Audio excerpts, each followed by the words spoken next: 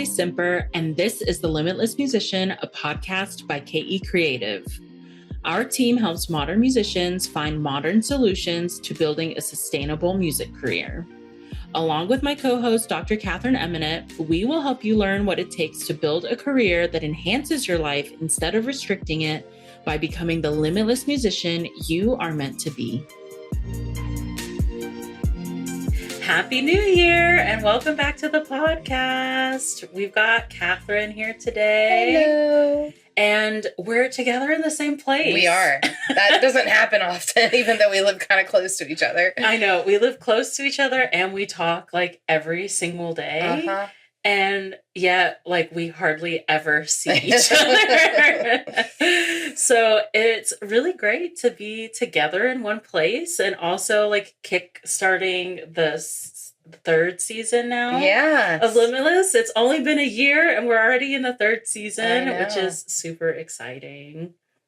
So today, new year, new musicians, new you, time for resolutions, a lot of reflecting on the previous year.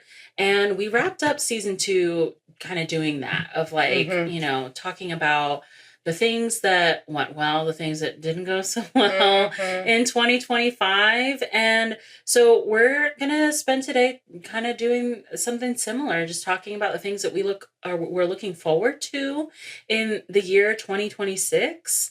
And, some things that we're excited about that are up and coming or that we've been experiencing on personal levels, on professional levels, and just kind of peeking behind the curtain a little bit, because especially, when you're online and social media, it's so easy to just see the highlights and think, wow, like everybody that I admire, like has everything put together and everything is great. And like, they're just like super bossing it 24/7. Yeah. But Katherine and I know this, from our own experiences, but also in just talking with other musicians, like it's not always the case that everything is just hunky-dory, sunshine and rainbows. So we're also going to talk about like the downs or the frustrations or the setbacks or the places where like we're kind of feeling stuck because, it's always nice to know that there is that side to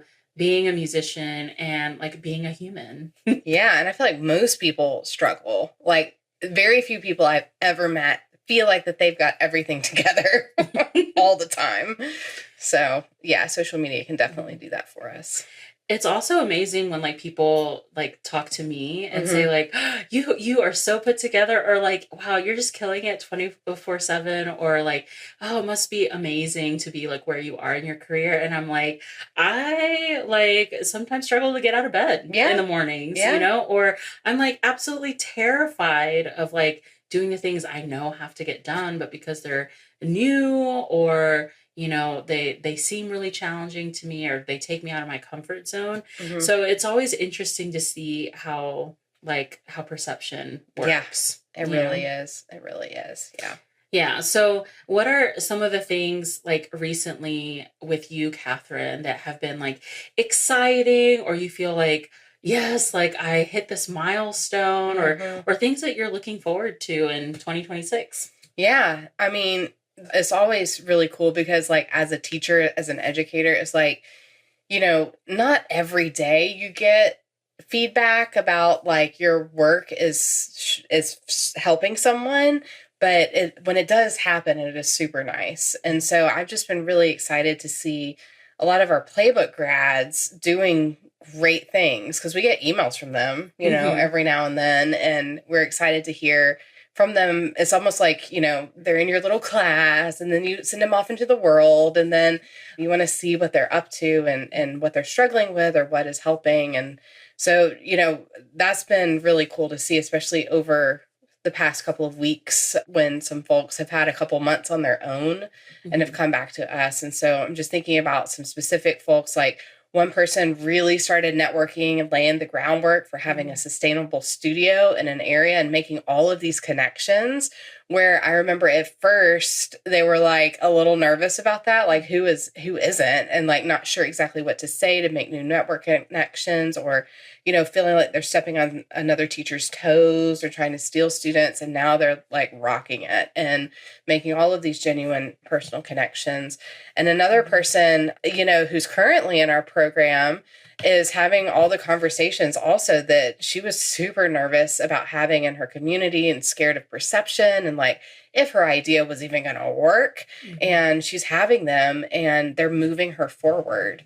We're seeing these folks post on Facebook or on social media and with their pictures of their studio events, like with their actual students who are actually doing studio events, and just seeing how proud the teachers are of their students and also how proud they are that they did that. Like they built this community.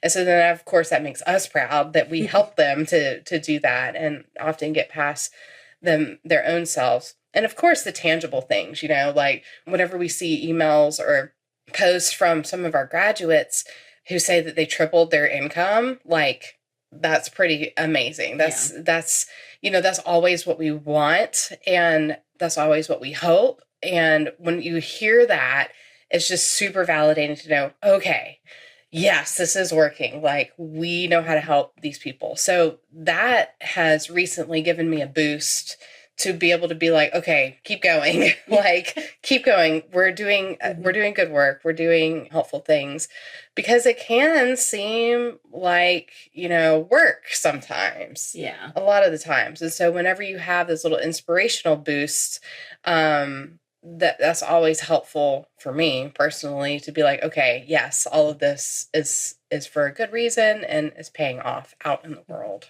Yeah, it's always kind of like Christmas whenever we get those emails, because they're always out of the blue. And it's like, we could have gone months, and sometimes it can be like a year, since we've worked with these people and who are like out in the world, like they had started with a dream, started with a plan or a goal, and then like now they're finally starting to receive the fruits of their labor. And so it's always nice just hearing those updates, because then it's like, oh my gosh, like I remember when we started working with them, and seeing that process is really like fulfilling to see, okay, like it wasn't always easy for them, but like now here they are, like doing what they set their mind to, and they get to not only continue to work to build that even further, but they're also getting to enjoy the benefits of all of that hard work and that commitment that they put in.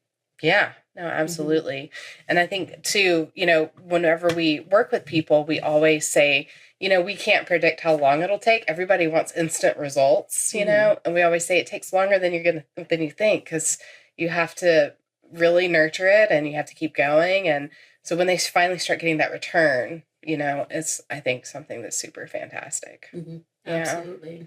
And another big win, or something that just I've been reflecting on, is, my private studio too. Like I love all of my students, and I've been recently writing a lot of college recommendation letters.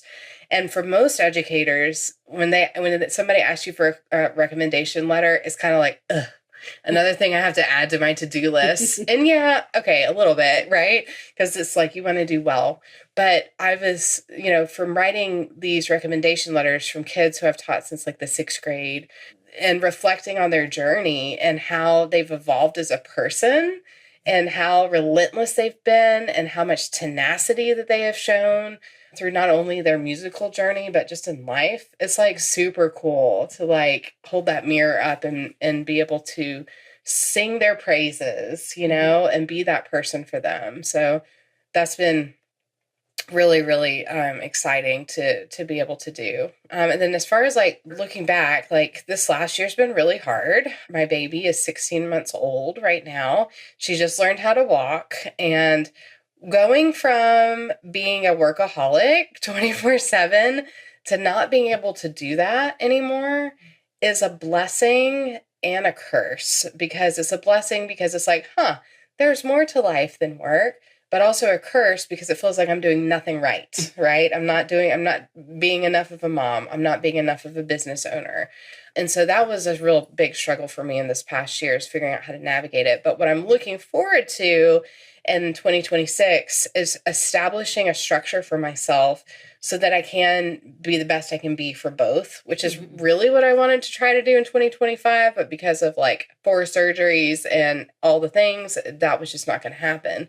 But I'm excited for 2026 to set myself up so that not only can I actually show up how I want to, but I can feel better about, having all of these different roles, because it's a lot. Like, I mean, I even still do a lot with being a mom, even though I've cut back on some things. But yeah, other things I'm looking forward to is my German family. My husband's family is coming for 2 weeks in April. They're coming to visit. So I'm excited for Eloise, the baby, to, be immersed in with her German family for a little while. And also so Mama can have a break a little bit. We're going to have to plan something big when they're here. So I'm going to be like, y'all have fun at the park. Got to have a meeting with Natalie. Yes. And then we do brunch or something, right? Yes, absolutely. So I'm looking forward to that, as well as, looking forward to establishing for Eloise some structure, like a Montessori school, or getting her involved in some other activity with other kids, because she's at that age now where I think she would enjoy that. Plus, that will help lighten my load a little bit so that I can continue trying to be my best on both sides of things. Yeah. And I feel like, in January, when we're fresh off of like reflecting on the last year and kind of setting our goals or thinking ahead to what we want to accomplish in the next year, like it can be an exciting challenge where it's like, I'm actually looking forward to the challenge of trying to see how all of these pieces fit together, how I can, change. Whereas maybe some of the last year's change was like uncomfortable or completely out of your control. So, I think it's always interesting that January brings about that bigger energy, like it re-energizes you, I guess is what I'm trying to say. Yeah. Of like, yeah, I can totally do this, or I can like put in some new focus and trying to figure out these challenges. And instead of it feeling like a chore or feeling like, I can't believe I have to do this. It's like, it's exciting that I get to do this, that I get to kind of use my brain in that way. Yeah, for sure. And I mean, we have to be realistic. I used to be that person. January came around, resolutions were like, lose 30 pounds, like repaint my house, like completely new wardrobe change, and then volunteering however many days out of a month at whatever organization, and making 6 figures, and not sustainable. So these days I'm excited about like these 1 or 2 small changes that I want to make to see if it'll help with everything. What about you?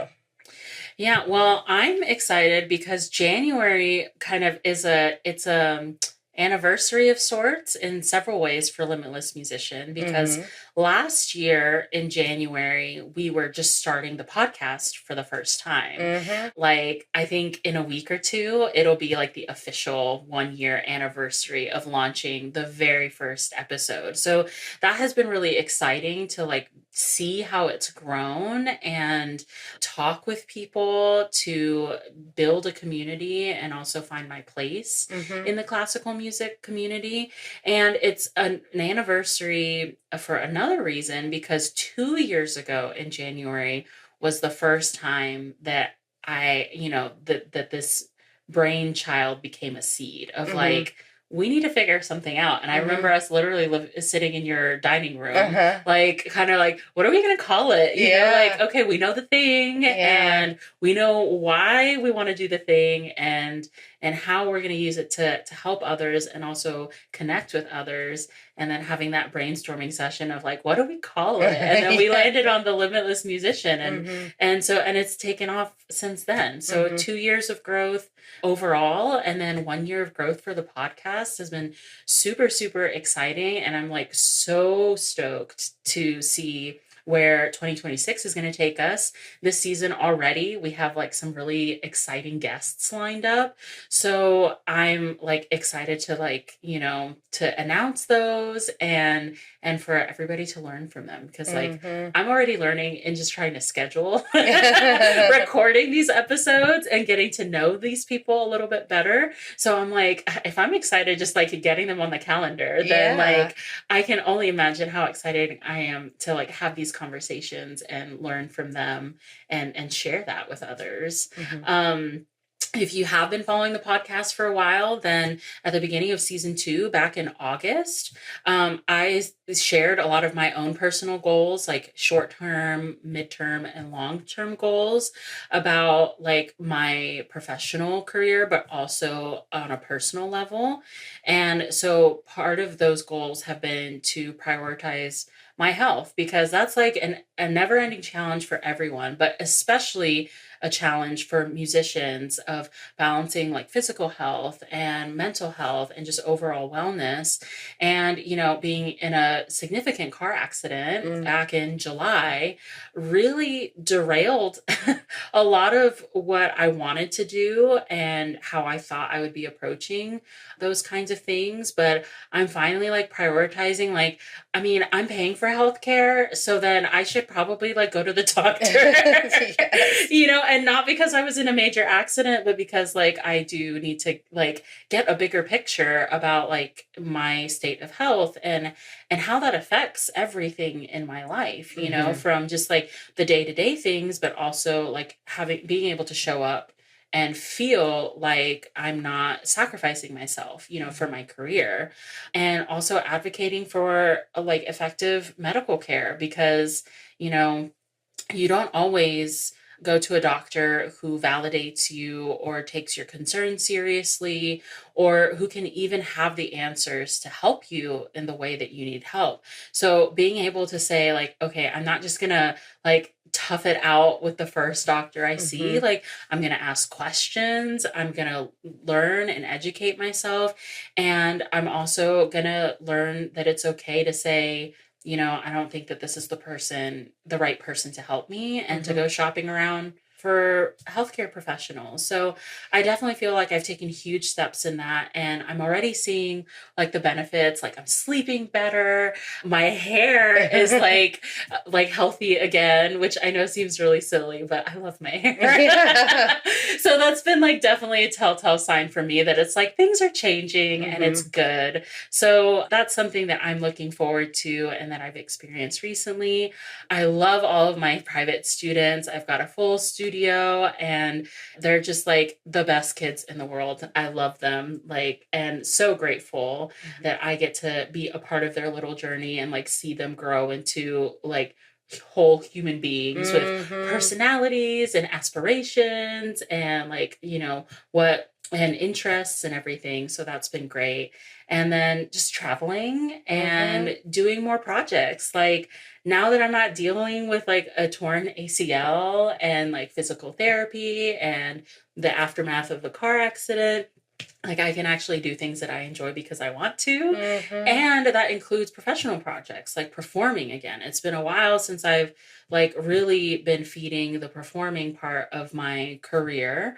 So there are some exciting things which I am definitely going to be sharing on the podcast as they develop and as they happen this spring. So that's really like what I'm excited about. So overall, a lot of things to be excited about. And I know that there's going to be a lot of work to make these things happen, and probably a lot of setbacks or deviations from the path I think it should take, so I, at least now in January, where I'm like, new year, new me, at least I'm excited to be flexible in that way. We'll see what happens. Yeah, that's all once you we can get do. into it. Yeah. That's all you can do. That's right. For sure.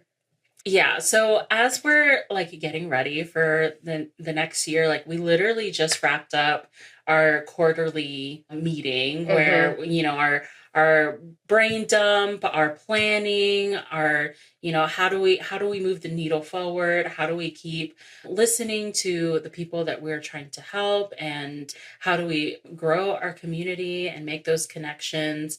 It's not always sunshine and rainbows, it's not always things we want to talk about or things that we want to have to deal with, but it's all part of the process. So what are some parts of that process for you, Katherine, that you feel like I'd rather not have to deal with that, or like it really takes a lot of effort, to have to go through this? Yeah, and it really is a double-edged sword. I mean, when you do things, you know that you need to do them and that there's value there. But when it's not like sudden, when it feels like a burden or whatever in the moment, then it's always like a little bit of a slog to get through.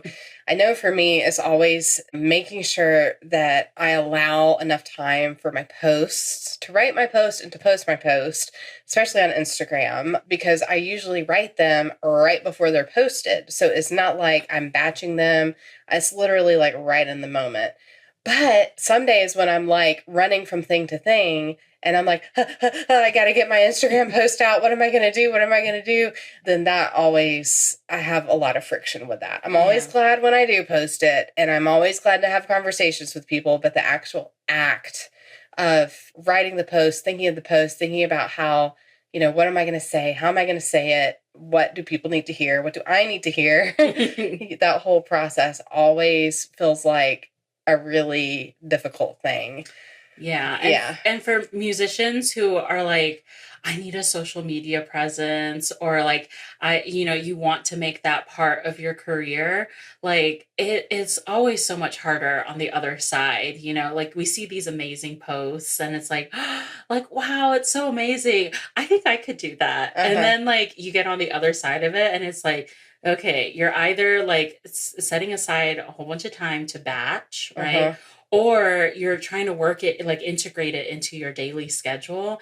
And it's like, not every system works for every person. So it's like finding that sweet spot. And sometimes even when you do find that sweet spot of like, you're in the groove of like knowing your routine and getting those things created and posted, you still don't want to. Yeah. No, sometimes you still don't want to.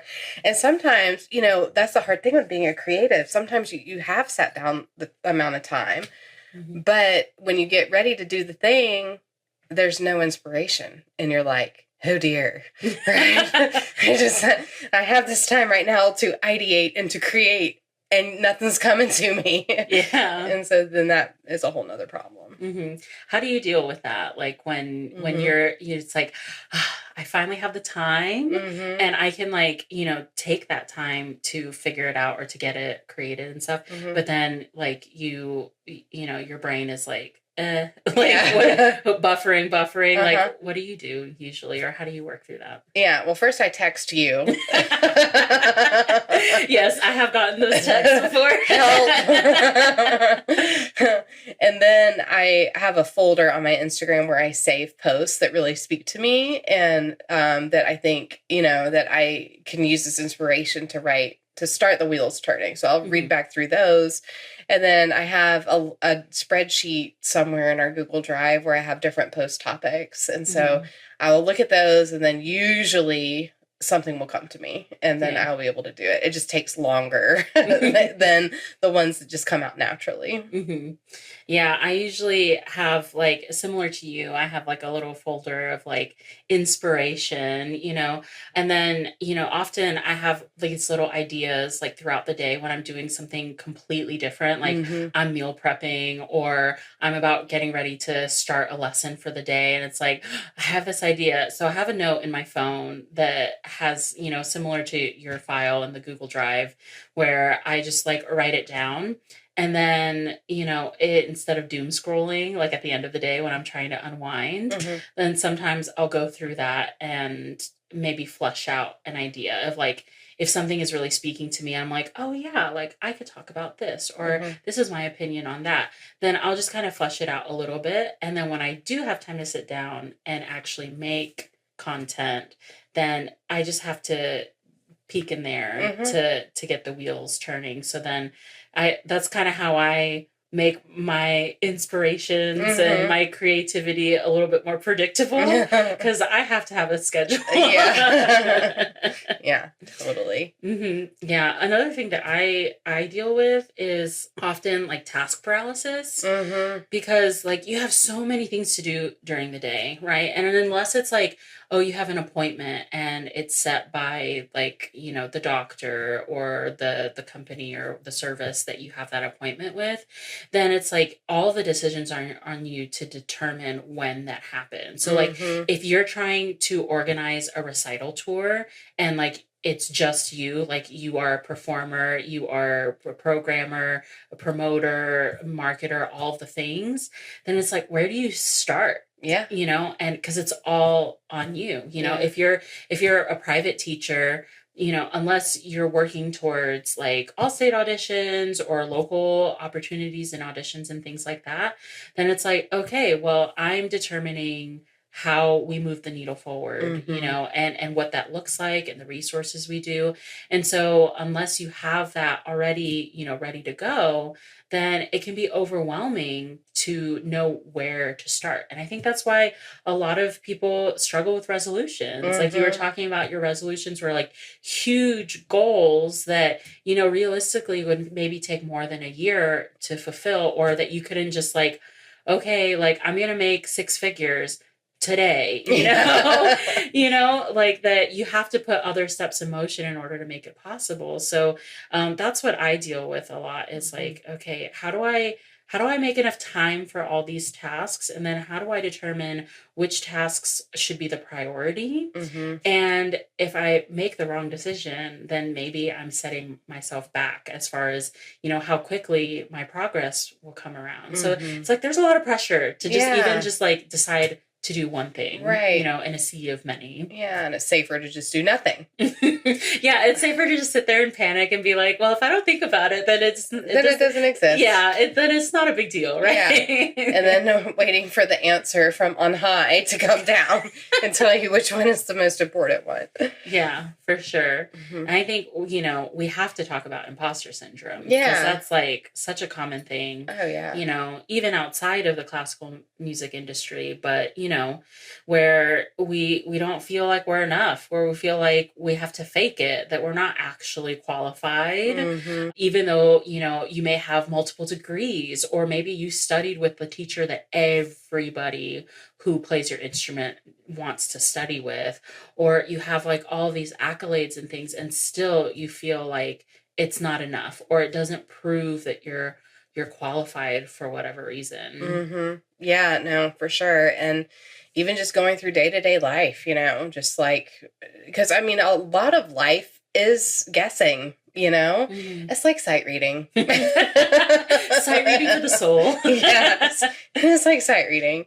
Yeah, I think that's something that we all have to deal with, and all have to be reminded that we do know what we're doing, that we have the education, we've committed the time, we've committed the energy. And so, yeah, that equals, what you're doing. Mm-hmm. Mm-hmm. Yeah. One thing that feeds my imposter syndrome is that I often, like, I know that I don't know everything, right? Mm-hmm. Like, I know that there's so much to learn, that there are skills that I need to beef up, or Mm-hmm. things that I can focus on so that I can feel like I'm making a difference, or I can feel like, oh yeah, I can prove to myself that I actually know what I'm talking about and I know what I'm doing. But like, you don't know what you don't know. Yeah. So then like my existential crisis questions when I'm like, trying to go to sleep and my brain just won't turn off is like, oh my gosh, like what is the thing that's holding you back that you don't even know is holding you back, because you don't know what it is. The fear of not knowing what you don't know. Yeah, no, for real. And that's scary. And it's funny because once you do have a hint about what that thing is, it can completely change everything. Mm-hmm. It could even just be like one thing one person said to you one time, and then that just totally makes sense to you. Mm-hmm. Yeah. So, yeah, it's, you don't know what you don't know. Yeah. But when you do know, then it's like, oh, yeah. Mm-hmm. And depending on my mood, it's either like a crisis, Mhm. or it's actually exciting that it's Yeah. like, of all the things that there are to know, like I can't even fathom like Mhm. everything that there is to know. So it's exciting that there are things that I don't know yet Mhm. that, like you said, like one thing that someone says or just a chance interaction or the experience that all of a sudden opens your mind. It like unlocks that part of like, this is a possibility, or like you are capable of Mhm. doing whatever it is. So it can be exciting. I think in January more often we lean towards like the thought of not knowing everything can be exciting and Yes. present new challenges that we're willing to go through. And then other times of the year, maybe not so Yeah. much. Other times of the year it could be a little tougher. But Hmm. January's fresh and happy. Yeah, for Mhm. sure. So, are there any like question marks hanging over? Like, we've talked about the things that we're excited about and Mhm. the things that like make them a little less exciting. Mhm. Are there any like questions that you are trying to get answered this year, or like things that you're like, I want to chip away at this because I know I'm close to something Yeah. or something like that. Yeah. Well, being an entrepreneur, you're always going to have the question Hmm. of like, is it going to keep going okay? Is it going to get better? Is it going to get worse? There's always that question. And I think that is actually the hardest part of being an entrepreneur, especially if you're a type A person who catastrophizes every single like negative outcome that could ever possibly happen. It's like, why did I choose this career? I'm not like built for this career, but I am in so many ways. It's very weird. I think, there's always that lingering question, like, is this the right way to pursue this type of work? Is there something that I don't know that I could implement that could really make a big difference? And as we know, entrepreneurship is mostly, experimental. You try things, you see what works, you see what doesn't, you pivot, you try it again a different way, etc. So I think that is always my ongoing question of like, when am I going to figure out like the big secret? And I know there is no big secret. It's just a matter of continuing doing what you're doing and Mhm. finding, new ways to reach people and finding the right people. So I think that's always a question mark, is like, okay, are we doing the right thing? Do we know what we're doing? Yeah. um, and I think that the challenges are going to be to actually stick to my schedule, this new structure that I'm putting into place, Hmm. and really truly make sure that I am sticking to that and that I am delivering on what I say I'm going to do when I say I'm going to do it. Not only because it's important to do that, because especially when other people are counting on you, but for my Hmm. own sanity, to be Yeah. like, oh yeah, I can do all of these things and still be an effective person. So I think that those are probably that's my question mark. And then that's going to be my challenge. Hmm. What about you? Yeah, I would say one question mark for me is how do I motivate myself to continue growing Mm-hmm. rather than being comfortable? And I know there are seasons where it's like it's okay to be comfortable and to enjoy like the things that you're experiencing, the wins that you're landing. And there are seasons where it's time to expand the comfort zone a little bit Mm-hmm. and do projects that I've been putting off, or start really buckling down and learning something that I know is going to be pivotal and helping my business, helping just everything that we do together as well. And so 2025 was supposed to be that year. January of last year, I was like, this is the year that I'm going to seek out professional development, that I'm going to like hunker down and do all these things. And even before the car accident, I was on survival mode for like 12 months of the Mm-hmm. year. And so I kind of had to stay in survival mode. And now that I'm on the other side of that, where, I've been just trying really hard to stay comfortable, and now it's kind of leveled out where I'm comfortable. And I have that itch, that feeling Mm-hmm. of like, I can't stay comfortable for too Mm-hmm. long. Like now that I'm here, now that things have leveled out, like I see that there is a need to continue going forward, Mm-hmm. to try new things, to meet new people, to continue showing that, I'm capable of more than I think I am on any given day. So for me, my question mark is how to do that, and my challenge is to be consistent in that. Like when we were doing our planning session, I said one of the things that I wanted to do is be more social. I want to talk to more people about what I do. I want to get to know them and what they do. And I just, want to continue growing my village, on a professional and a personal level. And so I know what I have to do, and as an introvert, like socializing is terrifying on an average day. So, but I know that I can do it, and I know that it's exciting, and that it's something that, with practice, I'll get better at socializing. That's right. And that I just want to get to know more people this year. So that's my question mark. And that's one of the ways that I'm going to answer that, is just by just talking to more people and just really growing my roots in the communities that I'm already in on a basic level, in my nuclear family, all the way to what we do here at KE Creative. Oh yeah, for sure. No, those are great things that are totally related. Yeah. And that'll be really good to, focus on both of them. They will definitely feed each other. Yeah, totally. That's the hope. So hopefully by the end of the season, we'll be able to talk about the things that have come from, answering our questions, or at least, trying to figure things out and sticking to the things that we know are going to, make us a little better. You know, challenges are always, we'll find a way to improve and to grow and to gain something from it for sure. So, as we wrap up this episode, as a listener, I want you to be thinking about what question marks are hanging over your career right now, or over your life in general. What are some things that you had wished that you had learned last year?